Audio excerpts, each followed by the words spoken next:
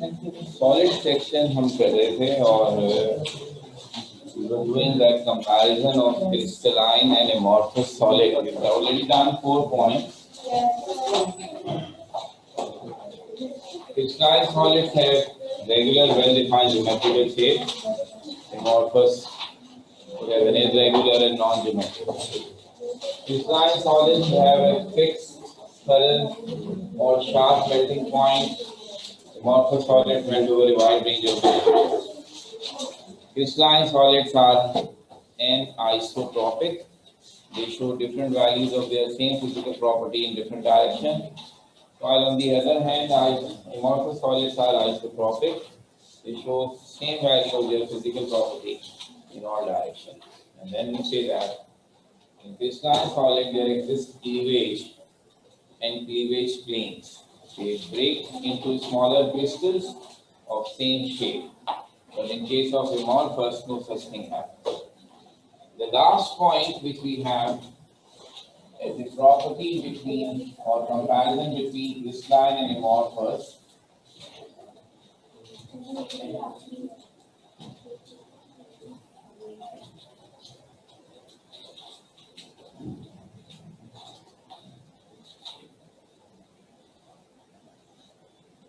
Asymmetry.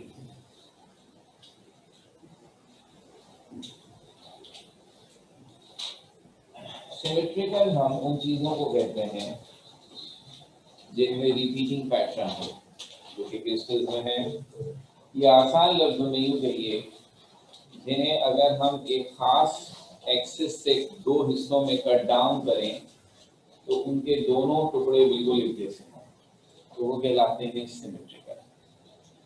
और जिस axis से आप उन्हें कट कर रहे हैं वो कहलाता है axis of symmetry. Amorphous solid को कहीं से भी दो टुकड़ों में तोड़ दें, उनके दोनों टुकड़ों के शेप अलग होते हैं। और क्रिस्टल्स के तो हमने वैसे ही कह दिया कि जब वो क्लीवेज प्लेन से टूटते हैं तो उनके सारे टुकड़े एक जैसी शेप के होते हैं, सो उनमें सिमेट्री एग्जिस्ट करती है और एमॉर्फस में नहीं करती। तो हम यहाँ लिखेंगे crystalline solids are symmetrical,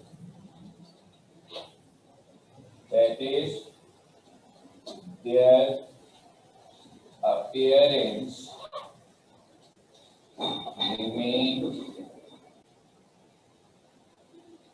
same when rotated about an axis. Symmetry को एक्सप्लेन करने का एक तरीका कि अगर आप किसी सॉलिड या किसी चीज के दो टुकड़े करें उसके दोनों टुकड़े एक जैसे होंगे, या यूं कि अगर आप उसे किसी एक्सिस से घुमाएंगे तो हर तरफ से उसकी अपीयरेंस एक जैसी होगी। तो क्रिस्टल्स में ये खूबी है। एमॉर्फस सॉलिड चूंकि ऐसे नहीं है तो हम लिखेंगे कि amorphous solids are asymmetrical. Again, symmetry का अपोजिट नॉन सिमेट्रिकल नहीं है, इंग्लिश में ये कोई वर्ड नहीं है, asymmetrical है। आप सिमेट्रिकल से पहले ए लगा के कोई अपोजिट लगाएगा। ये 5 पॉइंट बहुत अहम, जिसमें एक तरह से हमने क्रिस्टल और एमॉर्फस की 5 खूबियां बयान। ज्यादातर ये क्वेश्चन इसी फॉर्मेट पे आता है कि differentiate between crystalline and amorphous solid, और वो हमने उसी अंदाज से लिख लिया। अब आखिरी एक छोटी सी एडिशनल बात समझने के लिए, क्रिस्टल हैं कौन? एग्जाम्पल मेरी लिखी, इसलिए नहीं लिखी कि हर सॉलिड क्रिस्टल और हर सॉलिड एमॉर्फस हो सकता है। ये उन सॉलिड्स को हासिल करने के तरीके पे डिपेंड करता है कि वो क्रिस्टल की सूरत इख्तियार करें या एमॉर्फस की। तो सोडियम क्लोराइड का क्रिस्टल भी हो सकता है, सोडियम क्लोराइड का एमॉर्फस फेस भी हो सकता है। कब सोडियम क्लोराइड क्रिस्टल बनाएगा, कब एमॉर्फस? तो उसकी सूरत हाल ये है कि या तो सॉलिड नेचुरली एग्जिस्ट करते हैं, नेचुरली जो हमें मिल रहा है हमें नहीं पता वो कैसे बना होगा, है ना। लेकिन जो हम बनाए तो हम कैसे बनाते हैं, तो मैंने पहले भी कहा था, राइट तरीका ये है कि अगर आप अपनी मर्जी का सॉलिड बनाना चाहते हैं क्रिस्टल या एमोर्फस, तो आप उस सॉलिड को किसी सॉल्वेंट में डिजोल्व कीजिए। मिसाल के तौर पर सोडियम क्लोराइड घर में जो रखा हुआ है वो आपने उठा करके पानी में डिजोल्व कर दिया, सोल्यूशन बन गया, पानी में जाके सोडियम क्लोराइड गायब हो जाता है। अब आपके पास ऑप्शन है कि पानी को इवेपोरेट करें, बॉयल करें और सोडियम क्लोराइड वापस मिल जाएगा।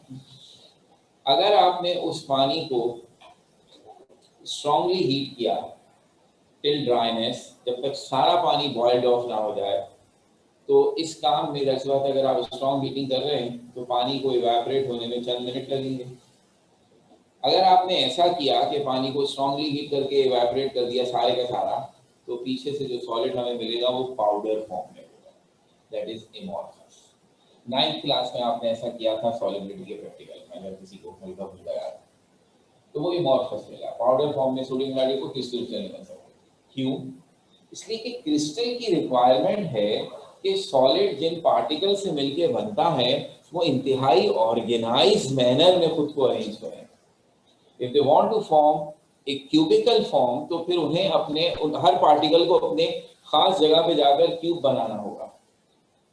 ये बात तय है कि अगर हम आपसे ये जिद लगा बैठे कि आप जब भी किसी ब्रेक में, नमाज ब्रेक में बाहर जाएं और फिर वापस आएं, तो आपको एक खास पैटर्न से बैठना है, तो आपको बैठने में टाइम लगेगा। इस रॉ में एक बच्चे को उस कोने पे बैठना है, वो बच्चा सबसे आखिर में आ रहा है, उससे पहले 3 आ जाते हैं, और अच्छा ऐसा होता है तो अब अंदर घुसने की जगह नहीं है, तो इन तीनों को बाहर आना पड़ेगा, फिर वो अंदर जाएंगे, फिर एक दैट टेक्स टाइम। और अगर ये हिसाब लगा दिया जाता कि जो जहां जगह मिलती बैठ जाओ ताकि टाइम न लगे, तो कोई इधर नहीं है बैठो, बस जगह खाली देखो बैठो, तो उस सूरत में हम जल्दी सेटल डाउन हो जाएंगे। तो अब यही चीज यहाँ होती है, जैसे ही आप पानी को जल्दी इवेपोरेट करते हैं, सोडियम क्लोराइड को मौका नहीं मिलता कि वो अपने आप को प्रॉपर तरीके से अरेंज कर सके, तो वो रैंडम अंदाज से मिलकर एमोर्फस सॉलिड बना देता है। हर सॉलिड में यही होगा कि अगर आप उसके उस सोल्यूशन को तेजी से हीट कर देंगे और उन्हें टाइम नहीं देंगे अपने आप को अरेंज करने का, तो वो एमोर्फस बनाएंगे। अब अगर फर्ज कीजिए वही सोल्यूशन है और हम ये काम करें कि उसे स्ट्रॉन्ग हीटिंग ना दें, हमें पता है इवेपोरेशन तो हर टेम्परेचर पर होती है, ऐसे ही रख दें, पानी आहिस्ता आहिस्ता इवेपोरेट होगा, घंटे 2 घंटे नहीं बल्कि 24 घंटे ले लेगा, 2 दिन ले लेगा, लेकिन उसके बाद जब सारा पानी इवेपोरेट होगा तो पीछे जो बचेंगे सोडियम क्लोराइड हमें नजर आएगा, वो प्रॉपर क्रिस्टल की फॉर्म में आएगा, क्योंकि आपने 2 दिन दिए उनको, आहिस्ता आहिस्ता पानी इवेपोरेट हुआ और पार्टिकल्स को पूरा टाइम मिला कि वो अपने आप को अपनी पसंद के हिसाब से, अपनी नेचर के हिसाब से एक पर्टिकुलर पैटर्न में अरेंज करें। अब आप खुद सोचिए, सोडियम क्लोराइड या कोई भी सॉलिड नेचुरली, अगर फर्स्ट कर लीजिए किसी पहाड़ के केव में था, बारिश का पानी वहां गया, वहां कॉपर सल्फेट था ब्लू कलर का, पानी में डिजोल्व हो गया, बारिश का पानी या डिजोल्व हो गया, फिर बारिश उग गई, धूप निकल आई, आहिस्ता आहिस्ता वो पानी इवेपोरेट हुआ। अब पीछे कॉपर सल्फेट कैसे आएगा? क्रिस्टल की फॉर्म। पानी इवेपोरेट होने में, बारिश का पानी इवेपोरेट कई दिन लग जाते हैं, तो आप वहां गए, देखो इतने खूबसूरत बड़े बड़े क्रिस्टल मौजूद हैं, किसने बनाया? तो कुदरत का। तो हमें नेचर से क्रिस्टल भी मिल सकते हैं, क्योंकि वो इस प्रोसेस से बने होंगे, वहां कोई हीट करने वाला तो नहीं है ना, वहां पानी नेचुरली इवेपोरेट हुआ और उसने क्रिस्टल बना दिया। तो जब सॉलिड को उसके सॉल्यूशन से धीरे धीरे आराम आराम से सॉलिडिफाई किया जाएगा तो वो क्रिस्टल बनाएगा, और अगर हम एकदम से हीट करके जल्दबाजी करेंगे तो वो एमोर्फस है। इस तरह हर सॉलिड क्रिस्टल की फॉर्म में भी मिलता है, हर सॉलिड एमोर्फस की फॉर्म में भी मिलता है, वो डिपेंड करता है आप उसे किस तरह हासिल करते हैं। नंबर 1, इसलिए एग्जाम्पल लिखने की बात दोनों में दोनों एग्जाम्पल लिखी जा सकती है। हाँ, अब इसमें कुछ एक्सेप्शन है। एक्सेप्शन क्या है? ग्लास, शीशा के, उसके बारे में शुरू में मैंने आपसे कह दिया था कि वो एमोर्फस है। गिलास एक ऐसा सॉलिड है जिसे आप जितना टाइम दे दें वो क्रिस्टल बनाता ही नहीं है, बना ही नहीं सकता। क्यों? ये तो ज्यादती की बात है, क्या बात हो गई? इसी वजह। अच्छा, गिलास बनता कैसे है?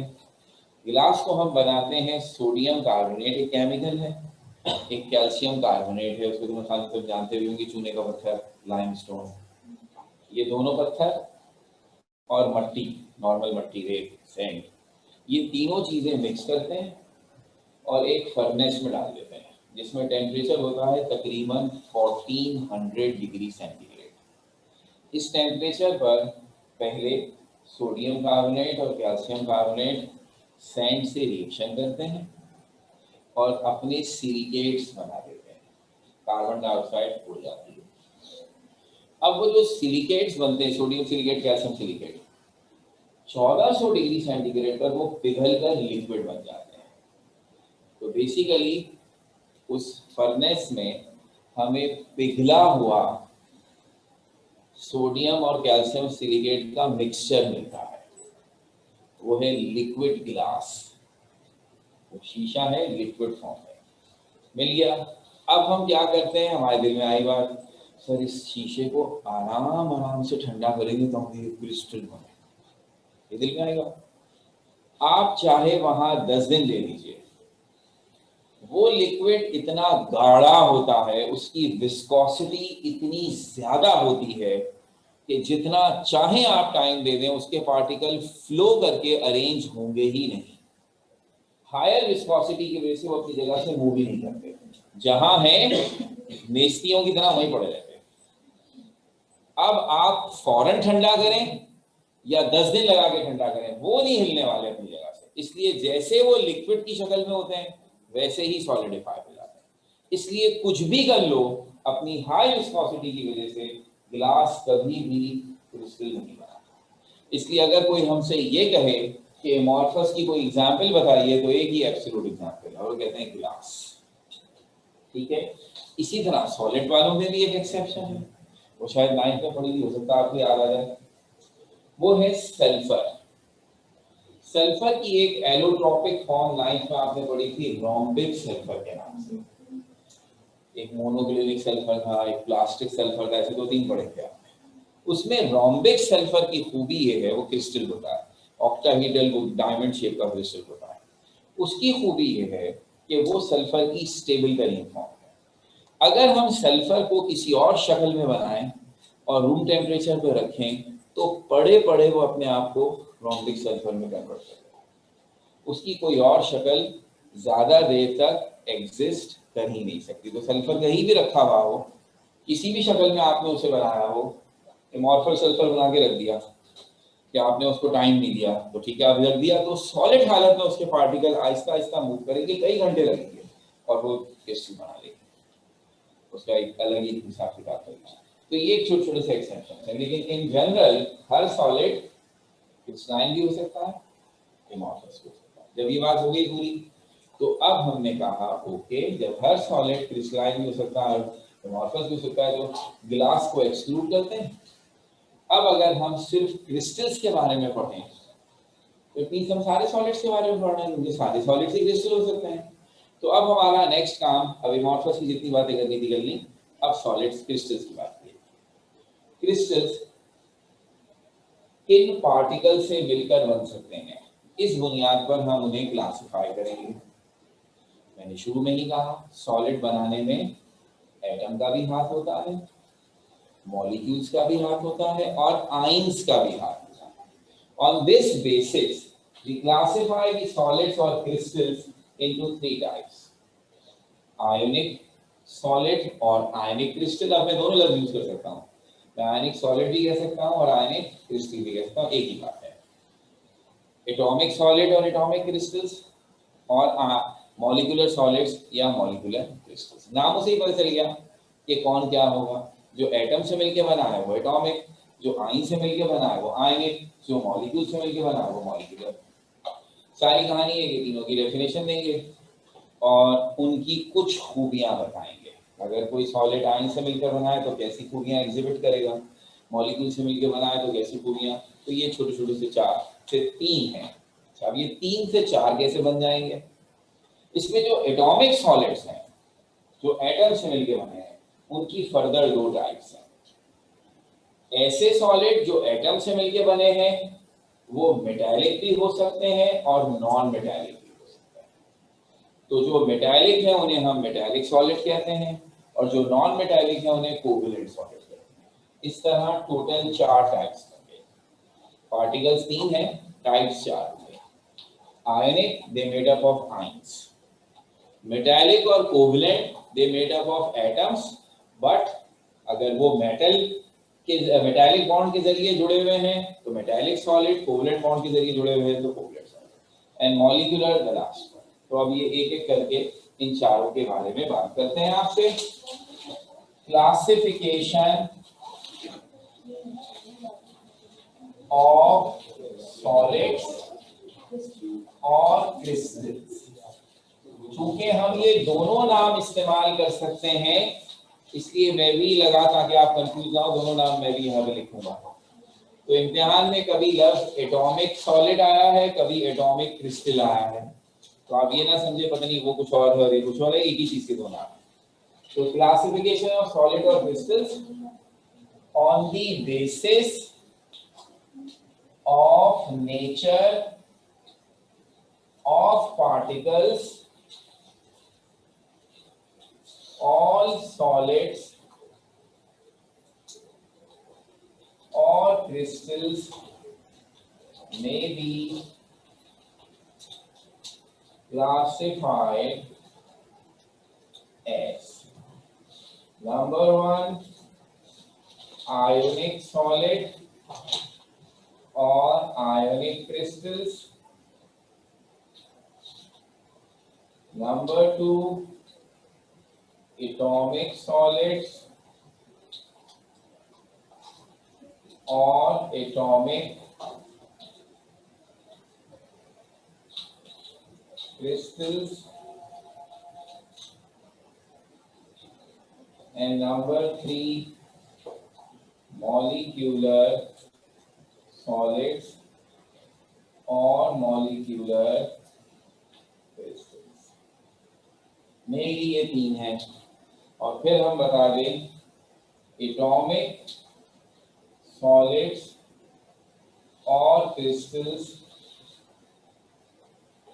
कैन बी फर्दर classified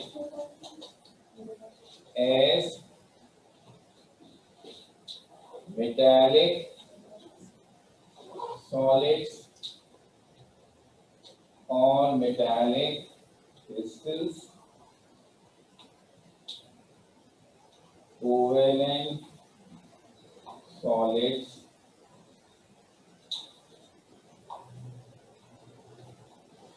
और covalent crystals। अब एक एक करके हम इन सब के बारे में बात करें।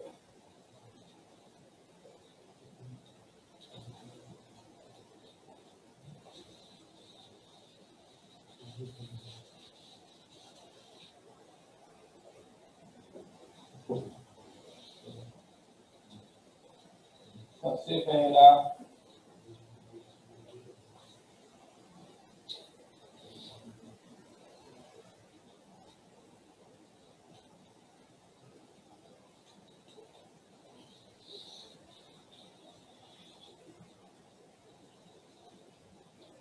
ionic solids और ionic crystals।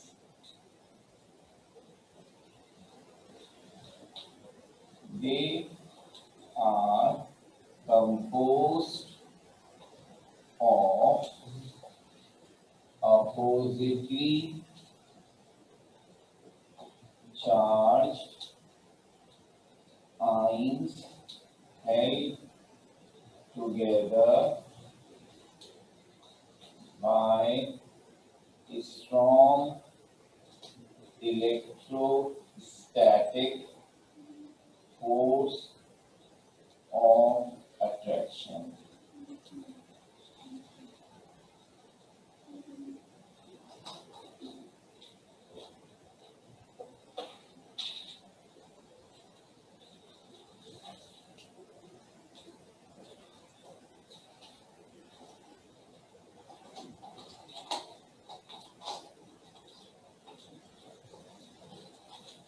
तो ये वो सॉलिड हैं जिनमें एटम या मॉलिक्यूल नहीं होते बल्कि अपोजिटली चार्ज आयंस होते हैं। मेरे ख्याल में हम उनको जानते हैं। एक पॉजिटिव चार्ज होता है जिसे कैटाइन कहते हैं, एक नेगेटिव चार्ज होता है जिसे एनाइन कहते हैं। और ये भी हमें पता है कि प्लस और माइनस चार्ज वाले एक दूसरे को अट्रैक्ट करते हैं, और जिस फोर्स से वो एक दूसरे को अट्रैक्ट करते हैं उसका नाम है इलेक्ट्रोस्टैटिक फोर्स ऑफ अट्रैक्शन। इस तरह तमाम आयनिक सॉलिड्स में या आयनिक क्रिस्टल्स में चार्ज पार्टिकल्स मौजूद हैं और वो एक दूसरे को इंतहाई स्ट्रॉन्ग फोर्स से ग्रिप किए हुए हैं, होल्ड किए हुए हैं। शुरू दिन में हमने ये कही आपसे बात, in the beginning of the chapter, अगर मैटर के अंदर मौजूद पार्टिकल्स के दरमियान स्ट्रॉन्ग फोर्सेस ऑफ अट्रैक्शन होंगी तो वो सॉलिड बनेंगे, मीडियम फोर्सेस होंगी तो लिक्विड बनेंगे, और अगर वीक फोर्सेस होंगी तो गैस बनेंगे। इस लिहाज से सॉलिड की सबसे बेहतरीन एग्जाम्पल बनती है कि जो सबसे स्ट्रॉन्ग फोर्स हो सकती है विद इन दी पार्टिकल्स वो यही है जो पॉजिटिव और नेगेटिव चार्ज से होती है, और वो इनसॉलिड। तो ना सिर्फ ये कि ये सॉलिड होंगे बल्कि इंतहाई सख्त और पथरीले रॉकी टाइप सॉलिड होंगे जिनको मेल्ट करना आसान नहीं होगा, because the forces which grip their particles are very very strong, so a very large amount of energy is required to separate them. अगर हम चाहें किसी आयनिक क्रिस्टल को या आयनिक सॉलिड को मेल्ट करके लिक्विड बनाएं तो हमें उन फोर्सेस को ओवरकम करना होगा जो इन पार्टिकल्स के बीच में, क्योंकि बहुत स्ट्रॉन्ग है, तो definitely we need a very high temperature to separate them. इसलिए तमाम आयनिक सॉलिड्स का without any exception melting point बेतहाशा ज्यादा होता है, इन हंड्रेड्स। जैसे सोडियम क्लोराइड का 801 है, इट्स एक्स्ट्राऑर्डिनरी हाई। तो खैर, they are composed of oppositely charged ions held together by strong electrostatic force attraction. For example, सबसे सिंपल एग्जाम्पल सोडियम क्लोराइड। अब इन बातों को जहन में रखते हुए कि आयनिक सॉलिड्स में आयंस हैं और they are present by virtue of very strong force of electrostatic attraction, तो इन बातों को ध्यान में रखते हैं हम क्या उम्मीदें रखते हैं ऐसे सॉलिड से कि वो किस किस्म के सॉलिड होंगे। जैसे मैंने अभी कहा, सबसे पहली बात, they are all hard and brittle solids. अभी जो लफ्ज है ब्रिटल, जब हमने सॉलिड के बिहेवियर में कंप्रेसिबिलिटी लिखी थी तो मैंने कहा था कि solid can not be compressed at all but they can be डीफॉर्म्ड। ये लोग देखा था कि प्रेशर लगाने पर हम उन्हें डीफॉर्म कर सकते हैं, उनका शेप चेंज कर सकते हैं। उसी में मैंने कहा शेप चेंज करने से दो बातें मुराद हैं, या तो हम उन्हें बेंड कर देंगे, टेढ़ा मेढ़ा कर देंगे, या फिर हम उन्हें तोड़ देंगे। तो मुख्तलिफ टाइप के सॉलिड्स मुख्तलिफ किस्म का बिहेवियर रखते हैं। मसलन शीशे के बारे में तो आप नहीं कह सकते उसे बैंड कर देंगे या मोड़ देंगे, लेकिन आयरन की रॉड आपके पास होगी तो आप कहेंगे आयरन की रॉड को बैंड किया जा सकता है, मोड़ा जा सकता है। गाड़ी मेटल की शीट से बनती है, उस पर डेंट पड़ता है, आप ये नहीं कहते बोनट टूट गया, बोनट पे डेंट पड़ गया, लेकिन शीशे पे डेंट नहीं पड़ता, शीशा टूटता है। तो जो चीजें टूटती हैं उनके लिए लफ्ज इस्तेमाल होता है brittle. Brittleness is ability to break. तो पत्थर जो है, जो चीजें पथरीली हैं वो ब्रेक होती हैं। पत्थर का ब्लॉक हो तो आप उस पर अगर जोर लगाएंगे तो वो टूटेगा, अभी नहीं ये पत्थर टेढ़ा हो गया, पत्थर ब्रेक होता है। मेटालिक चीजें वो फ्लेक्सिबल हैं तो वो बेंड होती है, ठीक है। तो ये आयनिक सॉलिड्स दिखने में भी, अब अगर आप गौर करें तो अगर मैं आपके सामने मुख्तलिफ टाइप के सॉलिड रखूं तो देखकर भी अंदाजा लगा सकते हैं कौन आयनिक होगा। तो जिसे देखें पत्थर जैसा अपीयरेंस हो और आपको लगे जब हम इस पर जोर लगाएंगे, हैमरिंग करेंगे, हथौड़े मारेंगे तो ये टूटेगा, बेंड नहीं होगा। मैं मेटल की एक शीट ला के रख दूं, उसको हथौड़े बरसाने से आप उसे टेढ़ा मेढ़ा कर देंगे ना, तो वो फिर इसका मतलब है उसमें आयनिक बॉन्ड नहीं है, जो ब्रेक हो जाएगा उसमें है। तो they are all hard and brittle solids और फिर ऊपर अभी मैंने बात कही थी, since the forces of attraction between these ions are extraordinarily strong, so it needs a very high energy to melt them, इसलिए they are melting and as well as boiling points are very high.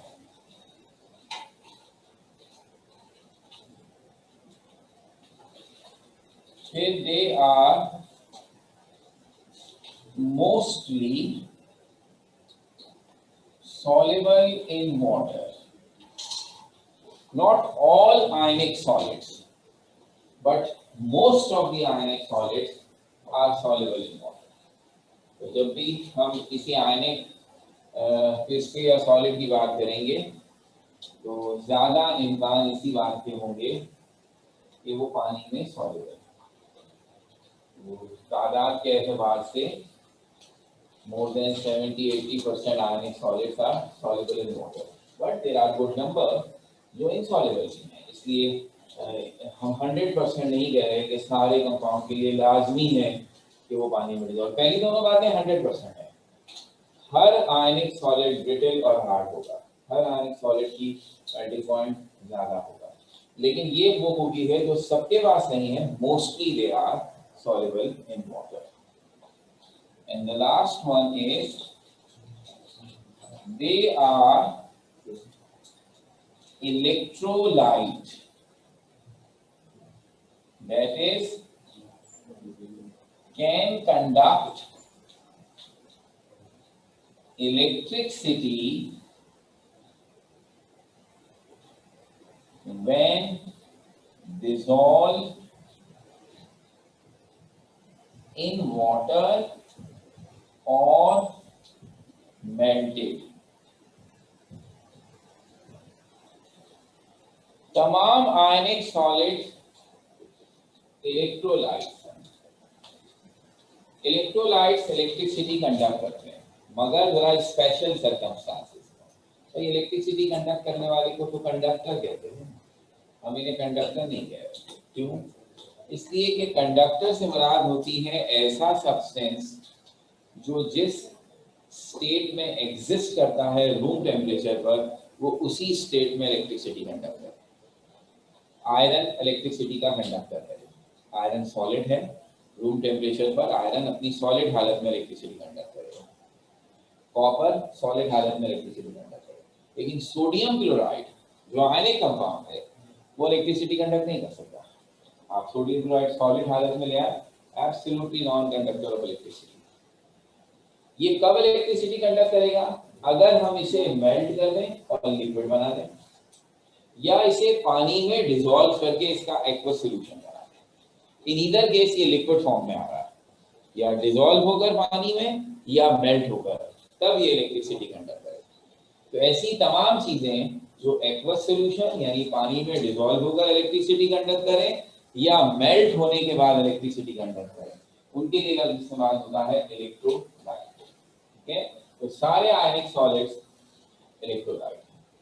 अब कुछ जो पानी में dissolve नहीं होते, ऐसी बात है, फिर जब वो मेल्ट होंगे तब इलेक्ट्रिसिटी कंडक्ट करेंगे. जो पानी में डिसॉल्व हो जाते हैं वो दोनों हालतें पानी में डिसॉल्व होकर भी करेंगे, मेल्ट होकर. ये हो गई पहली टाइप. डेफिनेशन लिखी, एग्जाम्पल लिखी और चंद छोटी छोटी सी खूबियां. बिल्कुल इसी तरह बाकी तीन में भी हमने बात करनी है आपसे. तो next is basically atomic solid, जिसके लिए हमने आपको बता दिया कि उसकी दो टाइप्स हैं.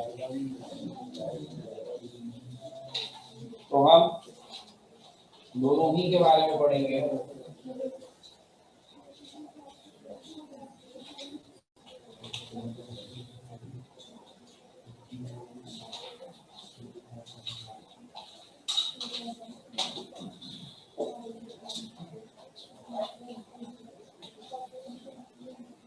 They are made up of atoms and are of two types.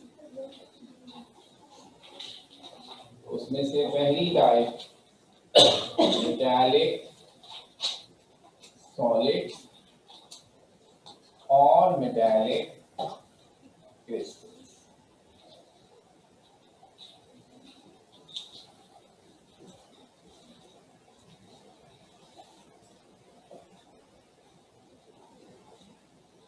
They are type of atomic solids and metals are their example. बात ये है कि जो चीज एटम से मिलकर बनती है, ना आयन ना मॉलिक्यूल, तो 100% वो एलिमेंट होती है। Elements are those substance which are made up of atoms. और शुरू में एक लेक्चर लेते हुए मैंने आपसे कहा था दुनिया में जितना भी मैटर है या तो वो एलिमेंट है या कंपाउंड है या मिक्सचर है। तो अब एलिमेंट एटम से मिलकर बनते हैं, कंपाउंड मॉलिक्यूल या आयन से मिलकर बनते हैं। तो अब ये हमने एटॉमिक कहा है तो मतलब ये एलिमेंट है। दुनिया में 92 एलिमेंट्स हैं, जिनमें से 79 सॉलिड है। इसका मतलब है एटॉमिक सॉलिड्स की दुनिया में कितनी एग्जाम्पल हो सकती है? सिर्फ 79।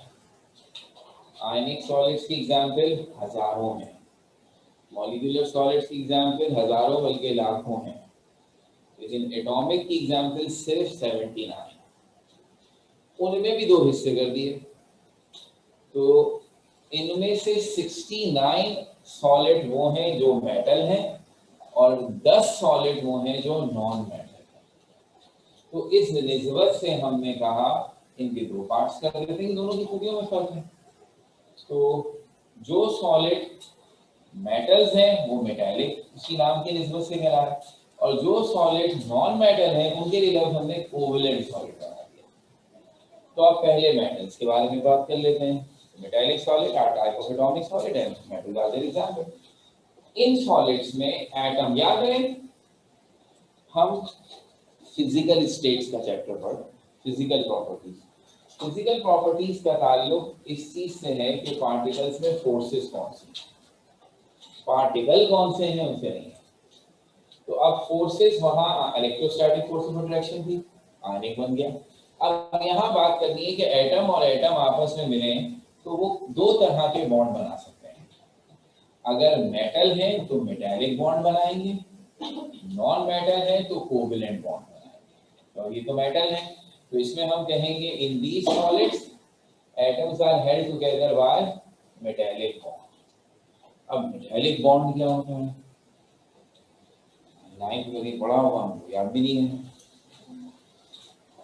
बस वो याद भी नहीं रखना, सिर्फ एक तस्करा हमें करना है, वो दूसरी से नहीं पढ़ना। तो याद रखने की क्या बात है, कम से कम ये बात हम सबको पता है कि एटम्स में सेंट्रल पार्ट कहलाता है न्यूक्लियस, पता है, उसमें होते हैं प्रोटॉन और न्यूट्रॉन, उसके आसपास ऑर्बिट्स में इलेक्ट्रॉन घूम रहे होते हैं, ये भी पता है। फर्स्ट ऑर्बिट का नाम ए, सेकंड का नाम एल, थर्ड का नाम एम, फोर्थ का नाम N, fourth P Q S, ठीक है ना। मेटल्स की एक खूबी है, मेटल्स की खूबी ये है कि उनके एटम में जितने इलेक्ट्रॉन हैं और अपने ऑर्बिट्स में घूमते हैं, सारे इलेक्ट्रॉन ऑर्बिट से घूमते हैं सिवाय लास्ट ऑर्बिट से। उनका जो लास्ट ऑर्बिट होगा, जो भी होगा, उस तक उनके न्यूक्लियस की अट्रैक्शन नहीं पहुंच पाती, तो वो उनकी होल्ड से बाहर निकल जाते हैं। बाकी सारे इलेक्ट्रॉन चुपचाप न्यूक्लियस के घूम रहे हैं, जो लास्ट ऑर्बिट वाले हैं वो एटम से बाहर निकल जाते हैं। इस तरह वो बनते हैं फ्री इलेक्ट्रॉन्स। बाउंड तो नहीं है ना कि न्यूक्लियस से घूमेंगे, आजाद हो गए तो कहलाते हैं फ्री इलेक्ट्रॉन्स। अब किसी मेटल के लास्ट ऑर्बिट में एक इलेक्ट्रॉन है, किसी के लास्ट ऑर्बिट में दो हैं, किसी के लास्ट ऑर्बिट में तीन हैं, वो सब फ्री हो जाते हैं। इस तरह मेटल के स्ट्रक्चर में हमें फ्री इलेक्ट्रॉन्स मिलते हैं, यानी ऐसे इलेक्ट्रॉन जो बाकी इलेक्ट्रॉन्स की तरह न्यूक्लियस के घूम नहीं रहे, बल्कि अपनी मर्जी से एटम्स के बीच में घूमते रहते हैं, वो किसी न्यूक्लियस के कंट्रोल में नहीं। फिर एक बात, दूसरी बात, अगर किसी एटम से इलेक्ट्रॉन निकल जाए तो एक एटम में इलेक्ट्रॉन प्रोटॉन बराबर होते हैं, electron negative charge, proton positive charge, दोनों बराबर होंगे तो एटम न्यूट्रल होगा। अब अगर इलेक्ट्रॉन निकाल दूं तो पीछे प्रोटॉन ज्यादा हो गए, तो अब एटम को क्या हो जाना चाहिए, पॉजिटिव चार्ज, कैटाइन बन जाना चाहिए। तो अगर मेटल के एटम में इलेक्ट्रॉन नहीं होते, लास्ट ऑर्बिट के बाहर चले जाते हैं, तो फिर एटम भी न्यूट्रल नहीं रहेगा, वो बन जाएगा कैटाइन। तो अब हर मेटल में कैटाइन होता है और फ्री इलेक्ट्रॉन्स होते हैं। फ्री इलेक्ट्रॉन्स का चार्ज नेगेटिव, कैटाइन का चार्ज। तो ये कैटाइन और फ्री इलेक्ट्रॉन एक दूसरे को अट्रैक्ट करते हैं और इस तरह मेटालिक बॉन्ड बनता है। देखा जाए तो यहाँ भी नेगेटिव और पॉजिटिव चार्ज के दरमियान अट्रैक्शन है, मगर थोड़ा सा कॉन्सेप्ट चेंज है। आयनिक सॉलिड में एनाइन और कैटाइन था, यहाँ कैटाइन और फ्री इलेक्ट्रॉन्स। तो the attraction between cation and free electrons is responsible for metallic bond. ठीक हो गई बात। तो अब हम यहाँ से इसके बारे में तफसील से लिखेंगे नेक्स्ट टाइम इंशाल्लाह।